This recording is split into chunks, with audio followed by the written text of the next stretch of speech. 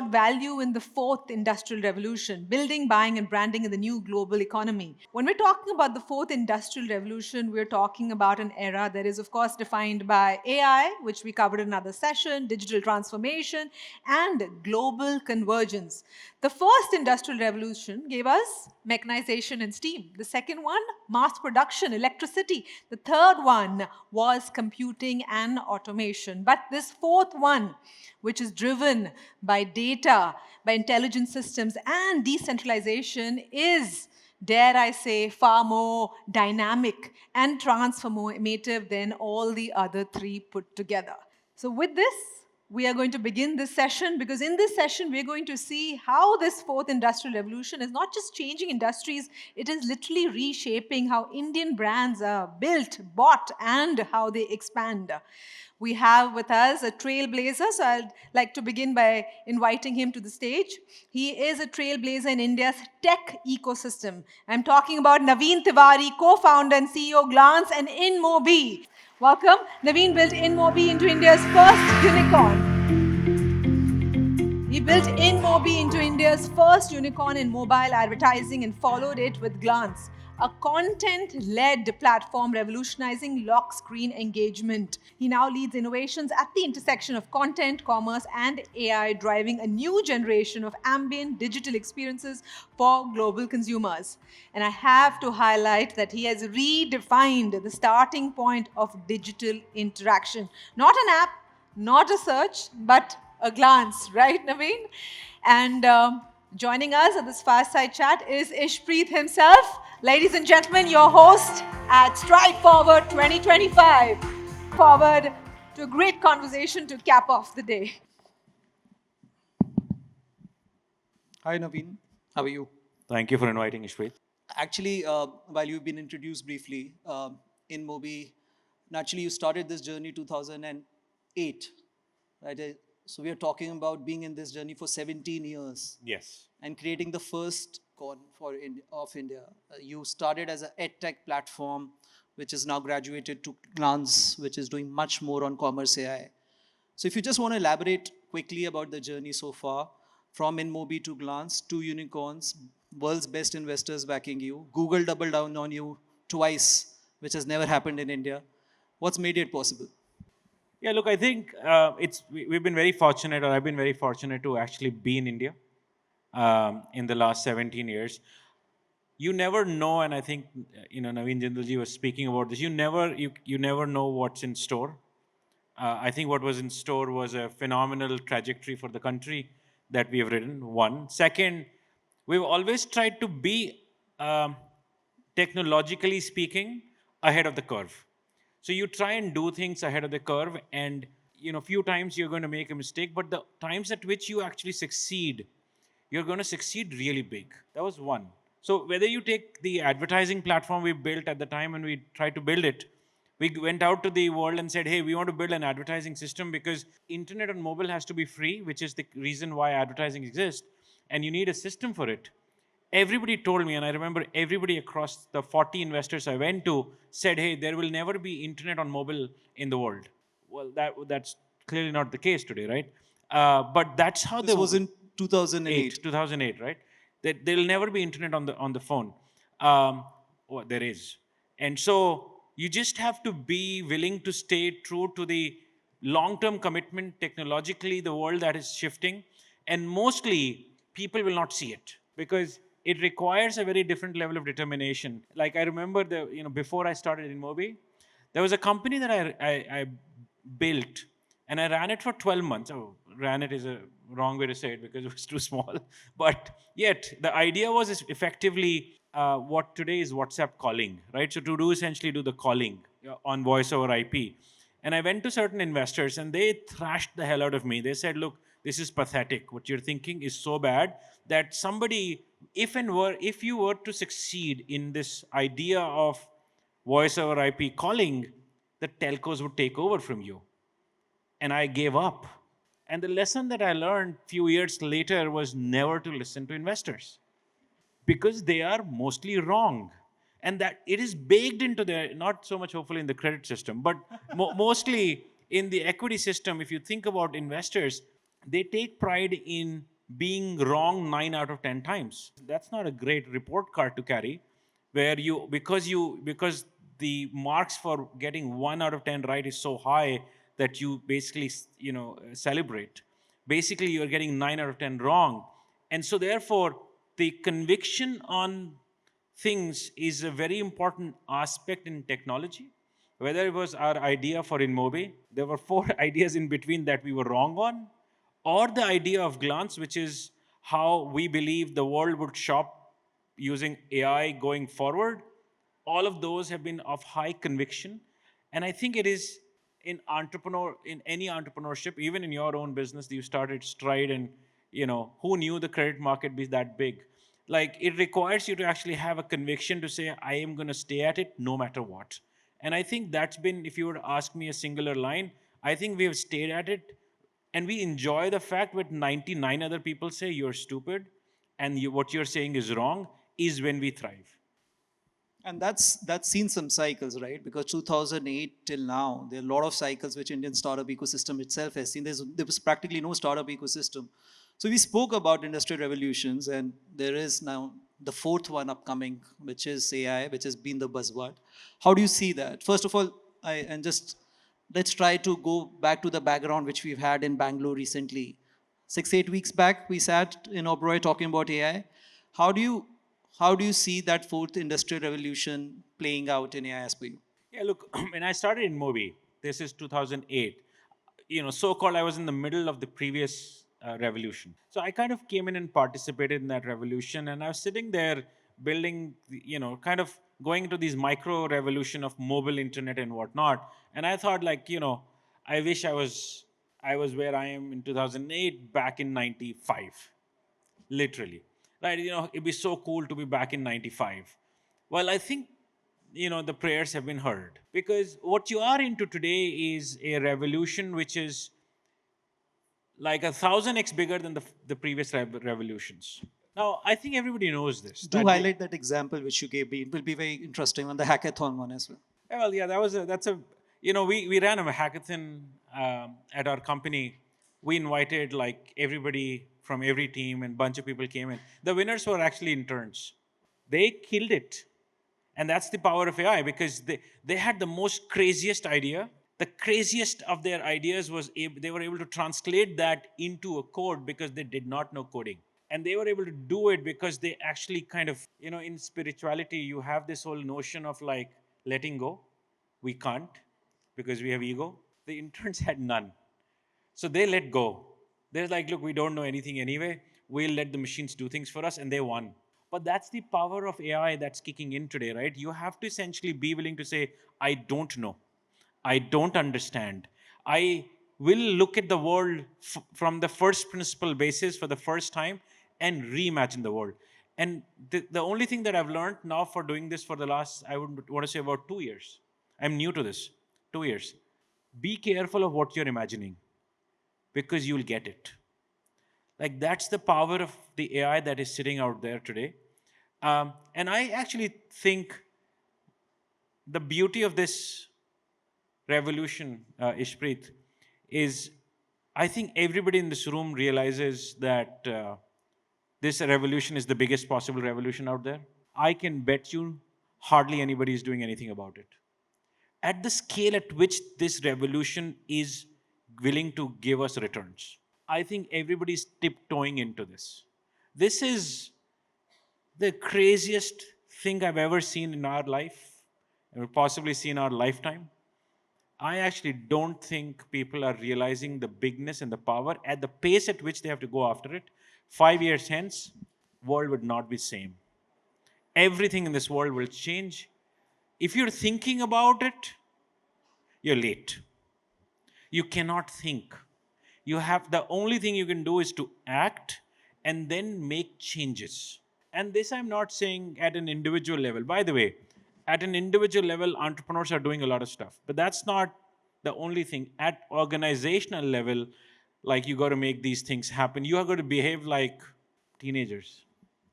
You've seen internet, as you mentioned, investors discounted you. You've seen internet coming of age much prior to others. How do you prepare for AI? Because How do you prepare for the evolution of AI? The reality is, I don't know what's going to happen next. Neither do you. So who's better? Now, I can chat with you a little bit. You're going to tell me equally unknown things that I don't know, right? So we both don't know anything. So what can one do? The way I describe this world is that there is a huge fog, like a Delhi fog that you get. And what do you do when there is a huge fog? You slow down, right? You kind of like, hey, my brain tells me slow down because that's a safe thing to do. Well, that's true on the road, but in this highway of AI, when you see this fog, it's the first fog of its kind where you got to press the pedal and go faster because there is no traffic ahead. And all you got to do is to move really fast because then I'm ahead of you because I've just moved and that'll tell me where to go and navigate myself. So you're navigating in the moment. People who are not pressing the accelerator are the ones behind. Well, I think most people are just like telling others that I will press the pedal, but nobody is pressing the pedal. Like I actually think, for example, if you're running a tech company, you should. I've said this like now 9 months ago that I will have 80% of my coding would be actually automated by end of this year. Now, everybody's asked me the only one question in return of this. Nobody asked me, wow, Naveen, your 80% coding would be, you would have 80% of your coding automated. That means you will be 5x, at least maybe 8, 10x more efficient. Everybody's only asked me one question, will there be job loss? I'm like, I don't know. And I don't seem to really care beyond a point on this topic. Not that But you do know that there'll be job losses. well, I hope not, because I can upgrade every one of those guys to do 5x more. Now, Same tech guys. Same guys. If my interns can upgrade themselves to essentially do this, all I have to do is to basically inject into these guys the fear of God to say, it's not me who's coming after them, it's the world which is changing. So please upgrade yourself. If you upgrade yourself, we'll do 5 to 10x more. And that's a different mindset. You're not essentially talking about traditional productivity metrics here. You're talking about like non-linear growth curves, which basically the world's not seen before. So yeah, so we are in a very different world altogether. So you work very closely with Microsoft, Google, Geo. It cannot be better than this, right? You have them on the cap table, most of them. So how do you navigate these discussions? Two platforms, different platforms of Glance and InMobi. What's the world from their perspective and how they are trying to embrace what you're thinking? Look, there are two ways I think about this. One, if you're truly trying to build something in this large tech ecosystem, you got to have deep tech relationships. You cannot do this anymore by yourself because these companies, the big techs, like Microsoft just crossed a few hours ago, just crossed 4 trillion market cap, right? So these companies are not companies. They are a world. So you're not competing with them. I don't compete with Google or Microsoft at all. I don't think anybody does anymore. You're effectively trying to build on top of the ecosystem they are creating. So what I thought about a few years ago is that this is not about competing, but this is If I'm about correct, Google for the first time gave a source code to an Indian company, right, for Android platform. That was they gave the source code for Gemini. Yes. Gemini. Yes. So what made them do it with you rather than someone else? Because we said, hey, we are going to use your technology, or we can use somebody else's technology, which is OpenAI. We are going to use one of the two technologies to create a platform called Glance, and Glance is going to change the way world shops, period. And we knew we would create a platform that will revolutionize. It's our GPT moment for commerce. And we think what we have done with Glance, which we launched about 4 weeks ago, 5 weeks ago, it's absolutely going to revolutionize commerce in the world, the way people shop. And they saw the product, they saw the thinking, they saw that we were building a foundation model on commerce data. They saw that we were truly changing the experience in which the shopping would happen in the world. And they said, hey, we're going to back this not just with capital, but with our technology. And I actually didn't really need capital. Capital you can get from many sources. You cannot get the technological, underlying technological support.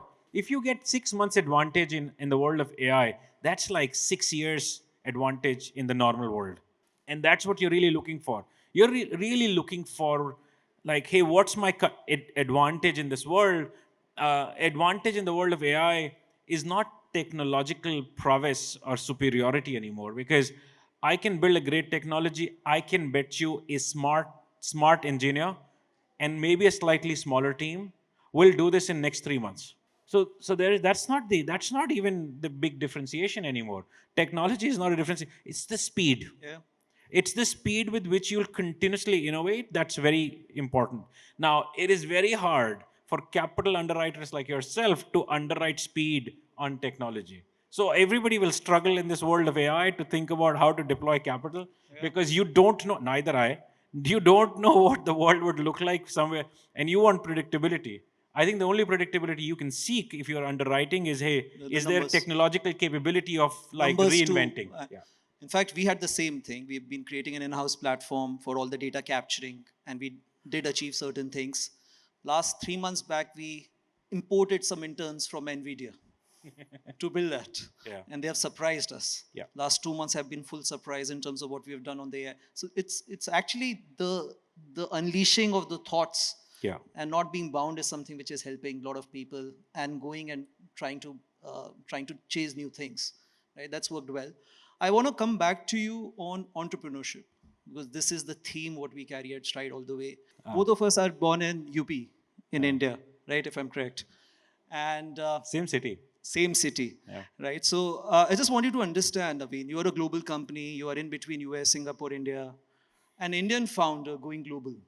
What are the traits you've carried with you while getting best of the investors? What is the audacity you carry with you over the years, which very few people have been able to even think about? Look, there are two kind of companies you can build from India. That's my belief. One is there's companies that solve for India specific inefficiencies. There'll be large companies, and you would seen in the last 15 years how I think the new technology startups, the internet startups, have totally resolved and solved for inefficiency in India. Most of those inefficiencies in India have to do with logistical inefficiency. So if you see all the companies that have been built in India, either they solve for logistical inefficiency or financial inefficiency, right? So those are two fundamental elements that I think Indian Logistics companies and financial, Financial. inefficiency, right? So you can pay really fast in India, like faster than anybody else. You can get stuff in India faster than any place else in the world, right? So those are two places where we become superb at. So that's what you do in India, and there will be those companies that will continuously do really well in making that happen. Global companies cannot partake in it because it requires understanding of local nuances that are hard to get. So that's one. I don't do this. I'm not good at that part. So I don't go there. I think we as a company, and I personally am very good at building global software. I think India and companies like Inmobi are to build software on which the world should run. Now, that requires you to build platforms that can be global in nature because the global landscape is available to you. And I think those will be much larger companies in creation because you're going after the global marketplace, right? So in the advertising world, we are probably one of the top 10 advertising platforms in the world now. However bad I am, I'll be 10th. If I'm a little better, I'll be 5th.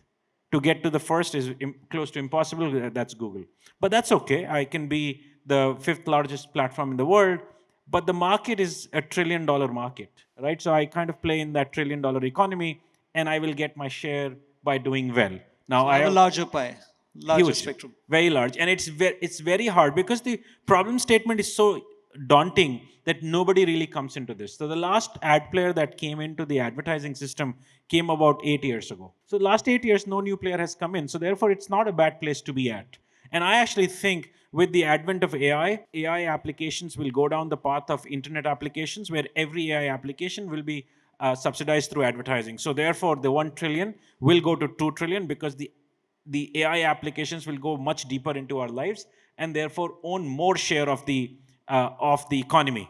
And therefore, advertising will represent. Advertising only has one job: make something free. That's their job, right? So if you want AI to be accessed by the billions of people, then it'll have to be subsidized through advertising. So it's a pretty good place to be at. So that's one. When we thought about Glance, to say, hey, how do I build commerce platform on AI, using AI, that can be global in nature? Because if we do this, we are going after the $6 or $7 trillion e-commerce market. I don't care how large a share I get, it'll be very large at an absolute level.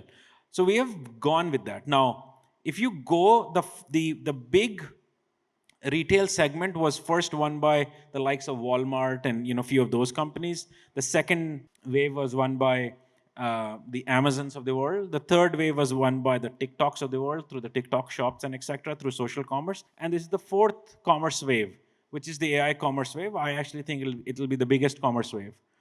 If you see each one of them, the one is bigger than the next and faster. So we are going after the AI commerce wave at a global scale. I don't think anybody You else. have how many? 400 million? We already have 400 million users on our platform, and we are scaling, about 100 million right now in developed markets a year.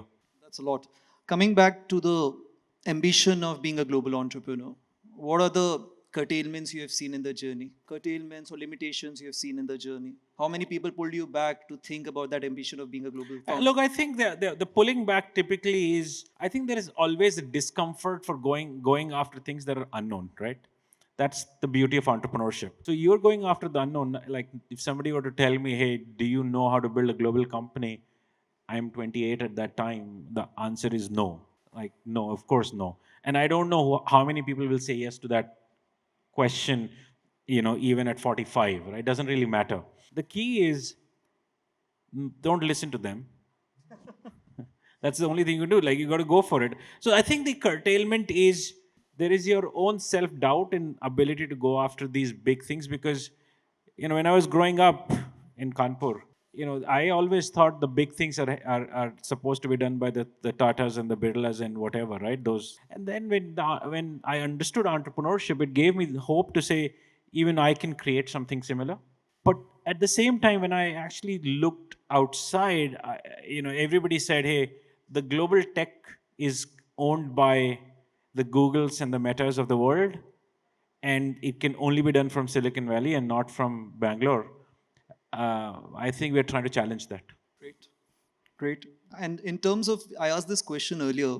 I did the first panel talking about ultra unicorns and spoke about talent. How do you manage talent for a global company? So there is a difference between getting good talent and getting great talent. Now it seems that the difference between good and great is, just good and great. But the output in the world of technology is close to 10x, actually anywhere. The good to great, the outcome delta is about 10x. The payout difference is only 1.5x. One, we give our people an unbelievably large vision to go after. Crazy enough that The way we got one vision. yes, yeah. So we tell them something really big that we are going to go after this, and this is what you're signing up for. Great people want something so daunting that they feel it in their bones that they want to go after. So that's one. Second, And who does that? And at what level? now it happens across the companies. Now, earlier it was used to be contained more to the founders, but now, my larger leadership, my HR team, everybody can do this because it defines us. It defines us. Actually, they do a better job because they're more relatable. They look at me and say, "Iska to kaam hi bechna."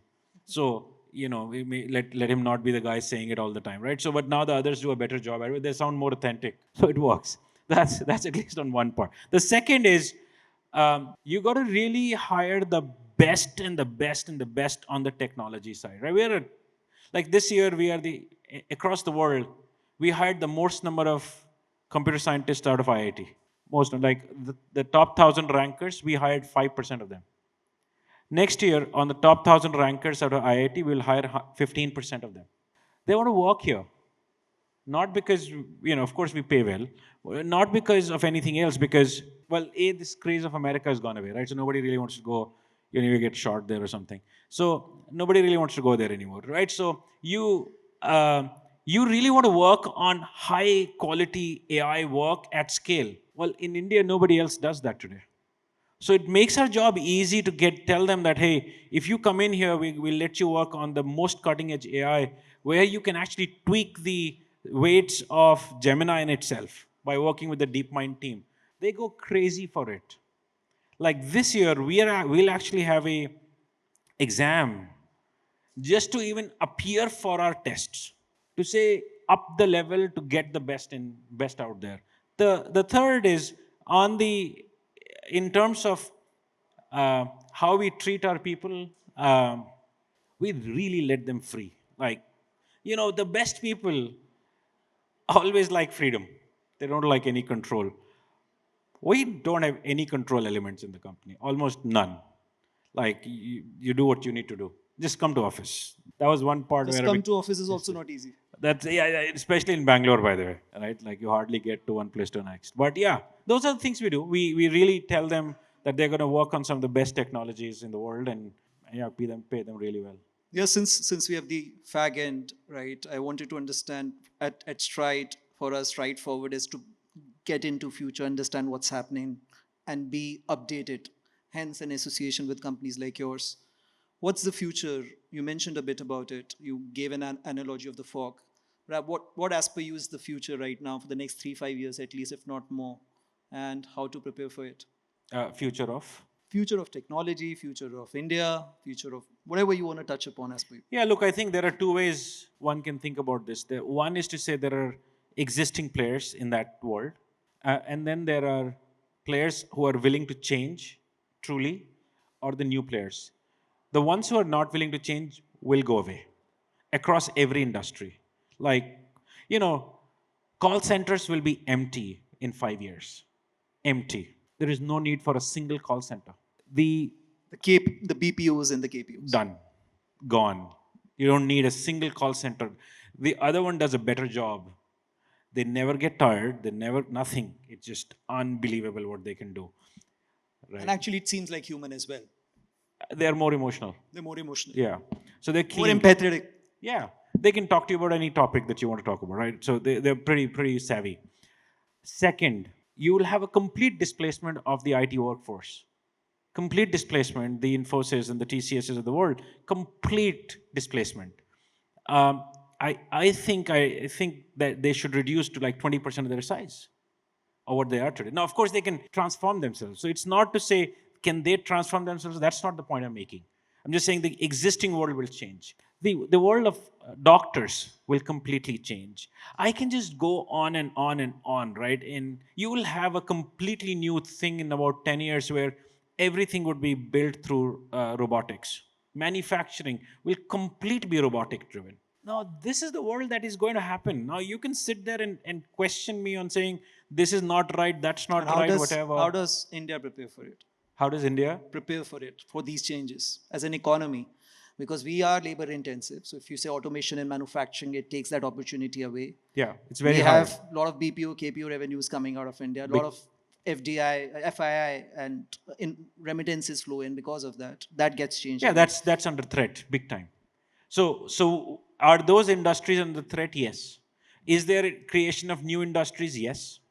Are there creation of new product companies, etc., that can actually upgrade the level of services that you're providing and actually be the cutting edge? Yes, so that needs to happen. So it needs to. So if India does not take the transition from, what they were doing today to the next one, then yes, it'll suffer for sure. In terms of the labor displacement that's going to happen, it's guaranteed. Okay. Now you have to move into more labor-intensive service sector. And the labor-intensive service sectors are the ones that will continue to be to perform, because most of us will have more time going forward, because the productivity levels will change, and therefore we will utilize more services. So the service industry will go through an upswing for sure. Now, what exactly the shape and nature of it, we can sit and discuss that. But you're really looking for a world change in 10 years from now. And you mentioned a bit about your talent coming from tier 2. Yes. You want to touch upon that? Yeah, look, we recently opened an office, an AI center in Lucknow, with the first company which actually went all the way to, to say, hey, we because the new generation, like you and I, the minute we left our Kanpur hometown, the only option was leave and fly somewhere. That was like fly to the US was the most common, or else fly to one of these big cities. I think the new generation actually wants to stay back. They want to stay in their hometowns, in their places, and so we found unbelievable level of talent in these places, new talent, and we are betting on it. We think people want to stay back, and we truly are building an AI center in Lucknow now. Yeah. Great guys. Thank you so much for joining us today.